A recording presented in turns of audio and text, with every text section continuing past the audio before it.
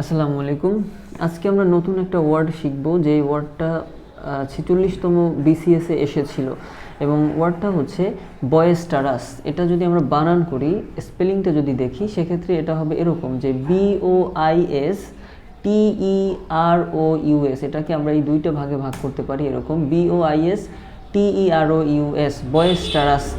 এখন এটা একটি অ্যাজেক্টিভ। যদি আমরা পার্টস অফ স্পিচের দৃষ্টিকোণ থেকে দেখি, তাহলে এই 8টার মধ্যে পার্টস অফ স্পিচ আমরা জানি যে 8টা, সেটার মধ্যে এটা হচ্ছে অ্যাজেক্টিভের মধ্যে যাবে এবং এটার অর্থ হবে হই হুল্লোড়পূর্ণ, হইচইপূর্ণ, শোরগোলপূর্ণ, প্রচণ্ড কোলাহলপূর্ণ, বেশ হট্টগোলপূর্ণ, এরকম হবে অর্থগুলো। এটা যদি আমরা সহজভাবে বলি, সেক্ষেত্রে যখন কোনো জায়গায় অনেক মানুষ একসাথে খুব বেশি চেঁচামেচি, হাসি ঠাট্টা বা হই হুল্লোড় করে এবং পরিবেশটা বেশ হট্টগোলপূর্ণ হয়ে ওঠে, তখন সেই অবস্থাকে বয়েস্টারাস বলা হয়।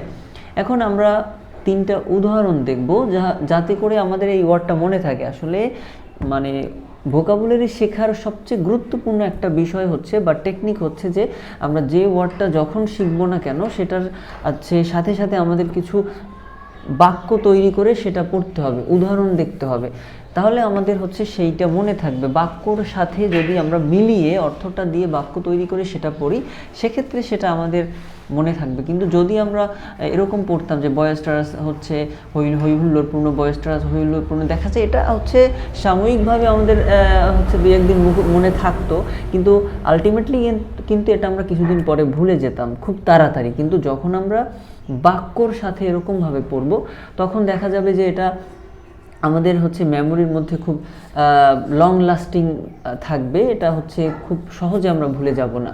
এবং তারপরে যদি কিছুদিন পরে আমরা আবার এরকম রিভিশন দেই, সেক্ষেত্রে সেটা আমাদের জন্য আরও ইফেক্টিভ হবে। আচ্ছা, যাই হোক, আমরা কাজের কথায় আসি। এখন সেটা হচ্ছে উদাহরণ যদি আমরা দেখি, দ্য কিডস আর বয়েস্টারাস। আপনারা চাইলে আগে বাংলা অর্থটা পড়ে নিতে পারেন, তারপরে হচ্ছে ইংরেজি বাক্যটা পড়তে পারেন, তাহলে আরও একটু সহজ মনে হতে পারে। যেমন এখানে অর্থটা হবে এরকম যে বাচ্চারা হই হুল্লোড়পূর্ণ, অথবা বাক্যটা আমরা এভাবেও বলতে পারি যে বাচ্চাদের আচরণ ছিল হই হুল্লোড়পূর্ণ। এই বাক্যটার ইংরেজি হবে হচ্ছে দ্য কিডস আর বয়েস্টারাস। এখানে আমরা এই বাক্যটা কিন্তু ওয়ার্ডটা কিন্তু ব্যবহার করেছি এই বাক্যটার মধ্যে। তারপরে আরেকটা ওয়ার্ড হচ্ছে জনতা ছিল কোলাহলপূর্ণ। এখন এটাও হচ্ছে দ্য ক্রাউড ওয়াজ বয়েস্টারাস। আচ্ছা, এরপরে শ্রেণীকক্ষটি শোরগোলপূর্ণ। তাহলে আমরা এটা এরকম বলতে পারি, দ্য ক্লাসরুম ইজ বয়েস্টারাস।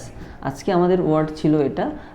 পরের ওয়ার্ডটার জন্য হচ্ছে আপনারা অপেক্ষা করুন। সবাই ভালো থাকবেন। আসসালামু আলাইকুম।